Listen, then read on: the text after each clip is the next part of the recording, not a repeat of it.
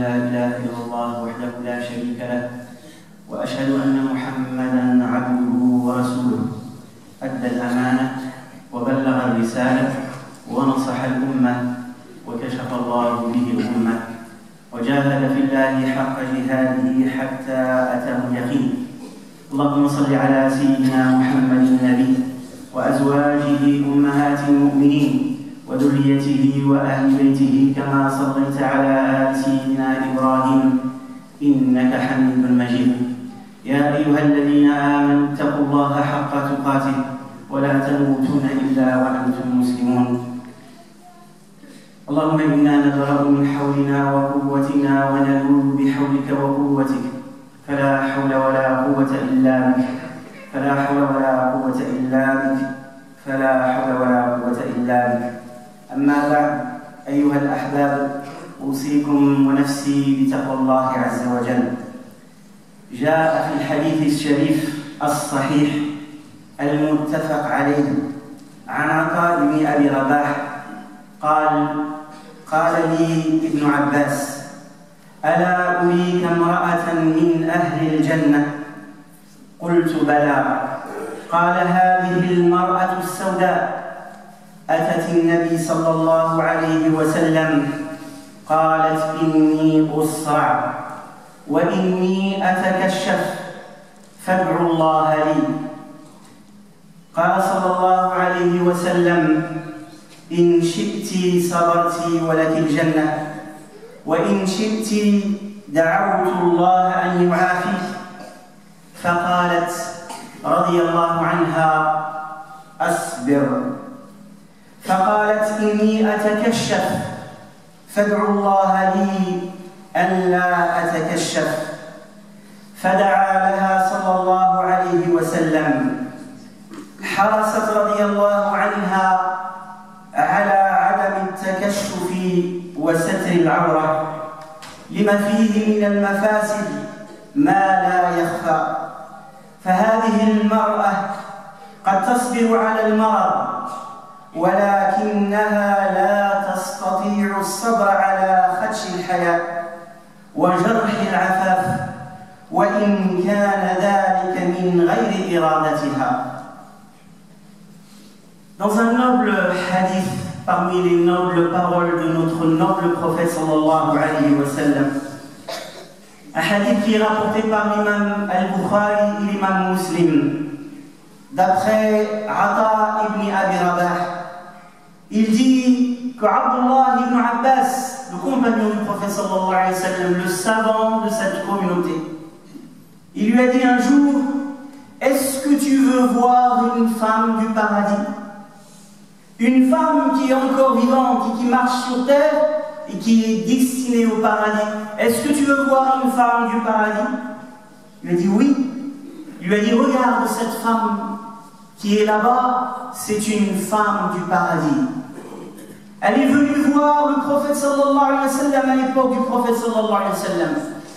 Et elle lui a dit: ô messager d'Allah, invoque Allah pour moi, parce qu'il m'arrive des crises.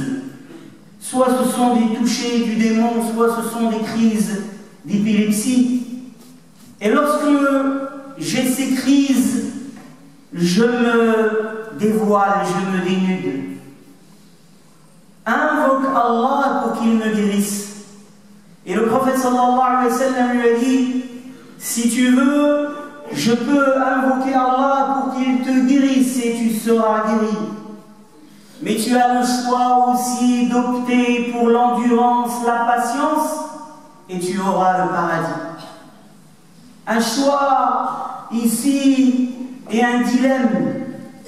Est-ce que c'est de choisir quelque chose qui est éphémère dans ce bas monde, ou bien est-ce que c'est de choisir quelque chose lorsqu'on est dans l'épreuve qui peut paraître très loin, mais qui est proche et qui est plus durable? Mais cette femme était animée par l'iman, par la foi. Donc elle réagit, elle analyse les choses avec l'iman, avec la raison du cœur. Celui qui est privé du raisonnement du cœur, son raisonnement est voué à l'échec. Lahum qulubun la yafqahuna biha. Ils ont des cœurs, dit Allah, avec lesquels ils ne raisonnent pas. Et l'époque que nous traversons aujourd'hui dans notre pays, mais également ce que vit la communauté dans le monde entier, elle est confrontée également face à ces épreuves. Comment agir avec la raison du cœur, avec foi, avec intelligence, mais avec fermeté et en se basant et en respectant ses principes. Il lui dit, tu as le choix, je peux invoquer Allah et il te guérit. Mais si tu veux faire preuve d'endurance et de patience, tu auras le paradis. Elle a réfléchi avec son cœur, avec la lumière de l'iman, et elle a opté pour ce qui est meilleur et plus durable. Elle a dit, je préfère patienter et endurer. Mais elle a demandé au prophète sallallahu alayhi wa sallam quelque chose. Elle lui a dit, mais invoque Allah que lorsque j'ai ces crises, je ne me dévoile pas, je ne me dénude pas. Et le prophète sallallahu alayhi wa sallam a invoqué Allah pour elle. Et cette femme, il lui arrivait d'avoir des crises, de se tourner, de se retourner, de tomber, sans que sa nudité n'apparaisse, sans que cela ne soit dévoilé. Une femme, cette femme de principe, a choisi d'endurer, de supporter l'épreuve de la maladie, et elle n'a pas pu supporter que sa nudité soit dévoilée, malgré elle, involontairement. Radiyallahu anha. أيها الأحباب، إن الحرب على الدين وشرائعه ومظاهره قديمة بخدم الصراع بين الحق والباطل، منذ أن أمر الله سبحانه إبليس بالسجود لآدم فأبى وعصى وتكبر على أمر الله، ولم يقف عند هذا الحد، بل تعهد بنصب العداء لآدم وذريته. واقتضت حكمة الله سبحانه أن يستمر الصراع إلى يوم الدين، ومنذ ذلك اليوم والحرب لم تتوقف بين الفريقين وبين الحزبين، بل كذلك لم تتغير الوسائل وإن تغيرت الأساليب. يقول الله تبارك وتعالى: يا بني آدم لا يفتننكم الشيطان كما أخرج أبويكم من الجنة ينزع عنهما لباسهما ليريهما سوآتهما إنه يراكم هو وقبيله من حيث لا ترونهم إنا جعلنا الشياطين أولياء للذين لا يؤمنون. فتعلية بني آدم وسيلة لإضلالهم وإغوائهم، لذلك حذرنا الله عز وجل من الافتتان به وبإغوائه. وقد أوحى الشيطان لأوليائه وجنده من شياطين الإنس والجن تلك الحقيقة، فبدأوا على حرب الحجاب والحياء.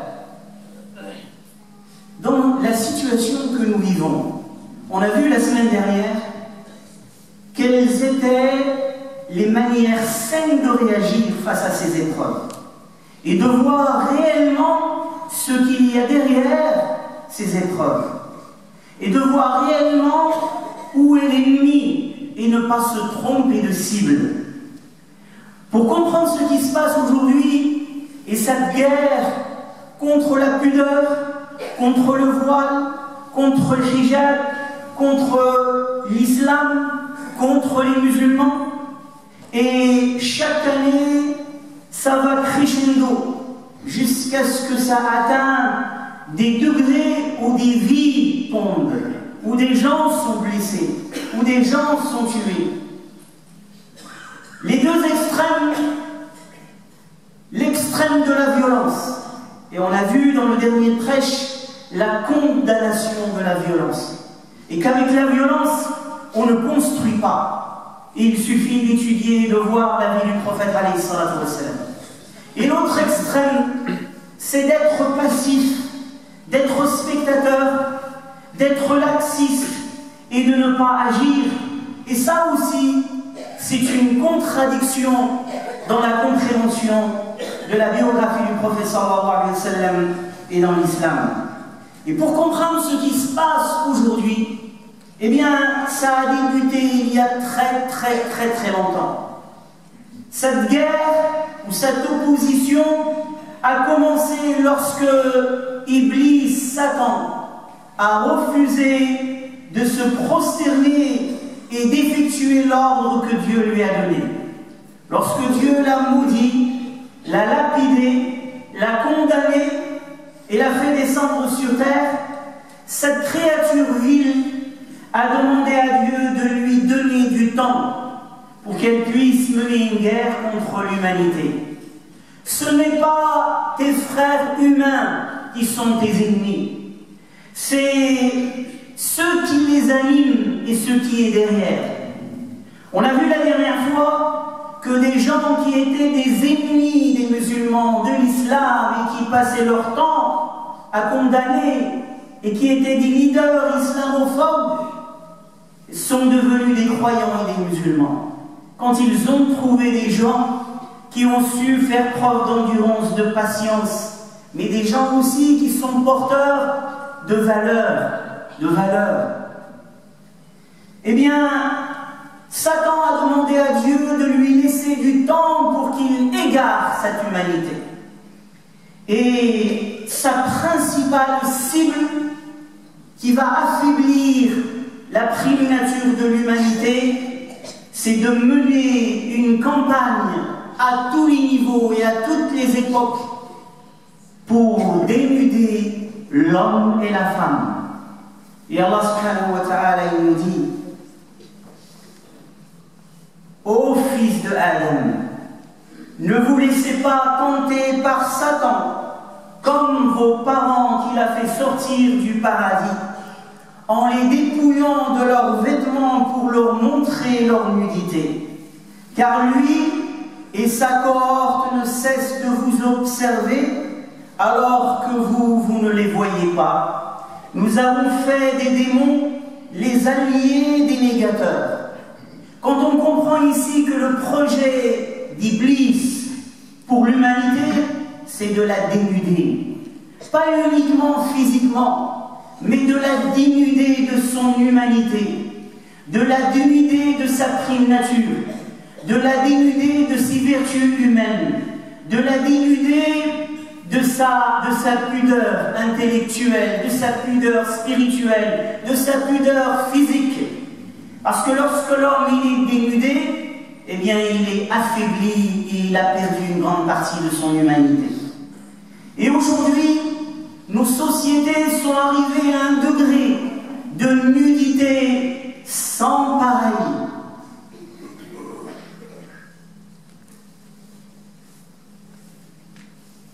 Quelques exemples, sans rentrer dans les détails, mais on a besoin de prendre cette conscience parce que vous, musulmans, nous, musulmans, on est par porteurs de ces valeurs et on doit être en accord avec ces valeurs et les porter de la meilleure manière par la grâce d'Allah subhanahu wa ta'ala.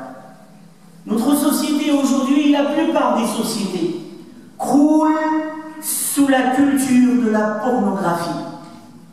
La prostitution est réglementée, la nudité est valorisée, l'adultère et la fornication sont encouragés, l'homosexualité est institutionnalisée, la pédophilie est justifiée. Qui reste aujourd'hui pour transmettre ce flambeau de la pudeur, de la prime nature? Les gens sont assoiffés et ils veulent retourner à leur prime nature. Ils veulent retourner à leur prime nature. Et quand les gens sont mûrs, ils veulent justement retourner à cette prime nature. Le monde satanique rentre en ébullition pour justement empêcher les gens de suivre cet exemple. Et donc aujourd'hui, il ne faut pas seulement être porteur d'un tissu ou ou d'un hijab sans ce qui va avec, c'est-à-dire la bonne parole, la douceur, la patience, l'endurance, la fraternité, l'altruisme, etc.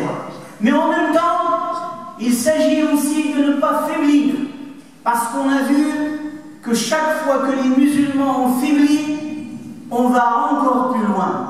On va encore plus loin. Aujourd'hui, on s'attaque aux mamans qui accompagnent leurs enfants à l'école. Demain, certains partis politiques veulent que le hijab soit banni dans la rue et partout où que vous alliez. Puis d'autres demain réclameront également autre chose. Et donc c'est sûr et c'est vrai qu'il faut garder la maîtrise de soi, se rassembler, mais également être conscient de ce que Iblis projette pour cette communauté et pour les gens. On a confiance dans notre message, mais est-ce que nous sommes à la hauteur de ces défis aujourd'hui, sans être dans les extrêmes, dans l'excès, mais ne pas être également dans la naïveté?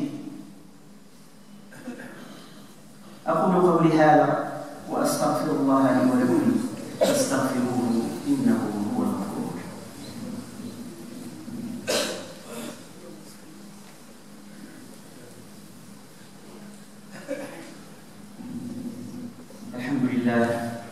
الحمد لله حمدا كثيرا طيبا مباركا فيه، وأشهد أن لا إله إلا الله وحده لا شريك له، وأشهد أن محمدا عبده ورسوله. اللهم صل وسلم وبارك وأنعم على سيدنا وحبيبنا وإمامنا وقدوتنا سيدنا محمد وعلى آله وصحبه وسلم تسليما. اللهم أحينا على سنته وأمتنا على ملته واحشرنا في زمرته برحمتك يا أرحم الراحمين. أما بعد، أيها الأحباب، عن أبي مسعود البدري رضي الله عنه قال النبي صلى الله عليه وسلم: إن مما أدرك الناس من كلام النبوة الأولى إذا لم تستحي فاصنع ما شئت. فبين صلى الله عليه وسلم أن الحياء لم يزل مستحسنا من شرائع الأنبياء الأولين، وأنه لم يرفع ولم ينسخ في جملة ما نسخ الله من شرائعه، بل تداوله الناس بينهم وتوارثوه عنهم وتواصوا به قرنا بعد قرن. Dans un hadith prophétique, le prophète sallallahu alayhi wa sallam dit: ce qui a été transmis de prophétie en prophétie, de génération en génération, de prophète en prophète, de révélation en révélation, de livre en livre, c'est: si tu n'as plus de pudeur, fais alors ce qu'il te plaît. Dans ce hadith, on apprend que la pudeur, al-haya, est un flambeau que se sont transmis les prophètes. Ce flambeau est porté aujourd'hui par l'islam, mais également par des gens qui ne sont pas musulmans, mais qui sont restés sur leur fitra. Ceux qui veulent éteindre cette pudeur sont comme ceux qui recherchent à éteindre la parole de Dieu. Ils ne font que perdre leur souffle. On entend au quotidien les islamophobes de tous bords répéter en boucle: notre société est bâtie sur des valeurs judéo-chrétiennes. Notre société a des racines judéo-chrétiennes. On a quelques questions à poser à ces personnes aujourd'hui qui utilisent cette histoire pour s'attaquer à des jeunes filles, à des femmes qui ne demandent juste qu'à qu'on respecte leur conscience, qu'on respecte leur choix, qu'on respecte leurs convictions, ce que la loi préconise, ce que la laïcité préconise, ce que les lois de la République défendent depuis des siècles. Une question à poser à ceux qui disent que notre société est basée sur des valeurs judéo-chrétiennes, et c'est une société qui a des racines judéo-chrétiennes. Est-ce que la Torah et la Bible autorisent le mariage entre deux hommes? Est-ce que la Torah et la Bible autorisent le mariage entre deux femmes? Est-ce que la Torah et la Bible permettent de dénuder la femme? Est-ce que la Torah et la Bible permettent de traiter la femme comme un objet? Est-ce que Marie, alayhi salam, radiyallahu anha, ne portait-elle pas un voile? Est-ce que les femmes juives ne portent-elles pas un voile? Est-ce que les sœurs chrétiennes, les nonnes, ne portent-elles pas un voile? Alors pourquoi focaliser uniquement sur hier les jeunes filles, aujourd'hui les mamans, demain ce sera étendu à toute la société? عن أبي أمامة الباهلي رضي الله عنه عن رسول الله صلى الله عليه وسلم قال: لتنقضن عرى الإسلام عروة عروة فكلما انتقضت عروة تشبث الناس بالتي تليها فأولهن نقضى الحكم وآخرهن الصلاة. Le prophète sallallahu alayhi wa sallam nous a prévenus, nous a mis en garde contre l'histoire et le déroulement de l'histoire des musulmans, que l'islam, dit le prophète sallallahu alayhi wa sallam, sera démantelé commandement après commandement. À chaque fois qu'un commandement est démantelé, les gens s'accrochent au suivant. Et le premier qui sera démantelé dans l'histoire des musulmans, c'est la gouvernance. Et la dernière, ce sera as-salat. Si on est dans la passivité, et j'ai condamné et on condamne la réaction émotionnelle, la réaction violente, et on est pour une réaction coranique, prophétique, c'est-à-dire dans l'éducation, avec le hikmah, la sagesse, mais en aucun cas on ne peut rester aujourd'hui spectateur. Le devenir de nos enfants dans ce pays, les générations qui vont venir, est-ce qu'on va leur laisser une persécution? Est-ce qu'on va leur laisser ce qui se passe aujourd'hui en Chine pour les musulmans, ce qui s'est passé hier à Sarajevo, ce qui se passe en Birmanie, ce qui se passe un peu partout? Est-ce que c'est ce qu'on va laisser à nos enfants si aujourd'hui, nous musulmans, on n'a pas la capacité d'oublier nos divisions, de nous rassembler autour de la fraternité et de communiquer d'une manière intelligente avec notre société, avec nos politiques, avec notre environnement, et d'être dans un effort permanent jour et nuit pour que les gens comprennent, mais également pour que nos droits fondamentaux soient respectés. Les musulmans ne demandent pas un traitement de faveur particulier, ils demandent juste que cette devise de liberté, égalité, fraternité, ils en aient une part comme d'autres ont une part, et qu'on cesse de les stigmatiser en permanence, et qu'on cesse d'attiser la haine et la violence, parce que vous n'êtes pas responsable de toute la Ummah et de tous les membres. Est-ce que vous pensez que tous les musulmans vont réagir d'une manière intelligente? Il y a des personnes qui ont déjà réagi d'une manière violente. Et certains, c'est ce qu'ils recherchent, c'est cultiver le terreau de la guerre civile et de la violence. Le prophète sallallahu dit: les commandements de l'islam seront démantelés commandement après commandement, et le dernier commandement sera salat. Si on ne réagit pas d'une manière positive, eh bien, on n'aura plus que salat et nos yeux pour pleurer. Aujourd'hui, qui est au premier front?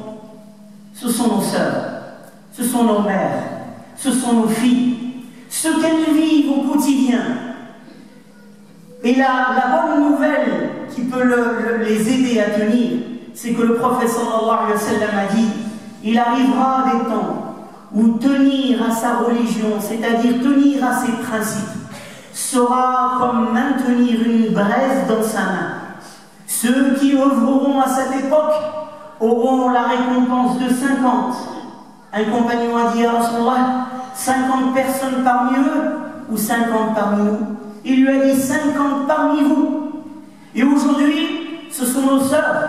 Les regards, les insultes, la stigmatisation, la marginalisation. On les a chassés du travail, on les a chassés de l'école, on veut les chasser du suivi de leurs enfants, on veut les chasser également de la rue. Si nous ne sommes pas derrière nos sœurs pour les soutenir moralement, pour les soutenir financièrement, pour les soutenir pour qu'elles puissent continuer, alhamdoulilah, par la grâce de Dieu subhanahu wa ta'ala, et qu'on continue tous à éduquer nos enfants sur cette vertu de la pudeur. Parce qu'aujourd'hui, certains réclament dans les plateaux, qu'est-ce qu'ils réclament? Ils réclament que nos enfants prennent des douches nues. Ils sont choqués que les enfants de musulmans, quand ils se douchent à l'école ou au sport, ils gardent leur maillot, ils ne se dénudent pas. Donc aujourd'hui, l'heure est grave, elle a toujours été grave, et elle le sera si on n'est pas conscient. On a confiance en Dieu, on a confiance dans le message, mais le message donne des conditions. Les conditions, c'est l'iman et l'amal salih. Et donc nos sœurs, qu'Allah subhanahu wa ta'ala les soutienne, les récompense, elles sont aujourd'hui le moteur principal de cette communauté. Elles sont les plus nombreuses dans les instituts, elles sont les plus nombreuses dans les conférences, elles sont les plus nombreuses dans l'engagement associatif. Elles sont les plus nombreuses à montrer justement cet exemple. À nous de les soutenir, à nous de les aider, à nous de les encourager. Barakallahu fikum. Et Allah subhanahu wa ta'ala, le prophète sallallahu alayhi wa sallam, il dit, Dieu ne cesse de planter dans le terreau de cette communauté des gens qui l'utilisent dans son obéissance. Qu'Allah nous utilise tous dans son obéissance. Et on n'oublie pas nos frères également qui ont subi justement cette attaque, la mosquée de Bayonne, ceux qui sont dans la souffrance et qui sont blessés. Barakallahu fikum, aqulu qawli hadha wa astaghfirullah li wa lakum fastaghfiruhu innahu ghafurur rahim. Allahumma ihdina fi man hadayt wa tawallana fi man tawallayt wa barik lana fi ma razaqtana. حبب إلينا الإيمان وزينه في قلوبنا وكره إلينا الكفر والفسوق والعصيان واجعلنا من الراشدين مع الراشدين برحمتك يا أرحم الراحمين. اللهم اجعلنا إخوة متحابين فيك متضاربين فيك متناصرين فيك متبادلين فيك متجالسين فيك برحمتك يا أرحم الراحمين. اللهم ارحمنا وارحم والدينا وارحم من علمنا وارحم من سبقنا بالإيمان ولا تجعل في قلوبنا غلا للذين آمنوا برحمتك يا أرحم الراحمين. اللهم صل وسلم وبارك على سيدنا وحبيبنا سيدنا محمد وعلى آله وصحبه وسلم تسليما. أخت تسأل الدعاء لولدها المريض. أسأل الله عنه رب العرش أن يشفيه. اللهم اشفي شفاء لا يغادر سقما برحمتك يا أرحم الراحمين. اللهم اشفيه واشفي جميع موتى المسلمين. اللهم اشفنا واشفي جميع موتى المسلمين. اللهم ارحمنا وارحم موتانا برحمتك يا أرحم الراحمين. اللهم كن لجميع المسلمين والمسلمات الأحياء منهم والأموات برحمتك يا أرحم الراحمين. وآخر دعوانا أن الحمد لله رب العالمين.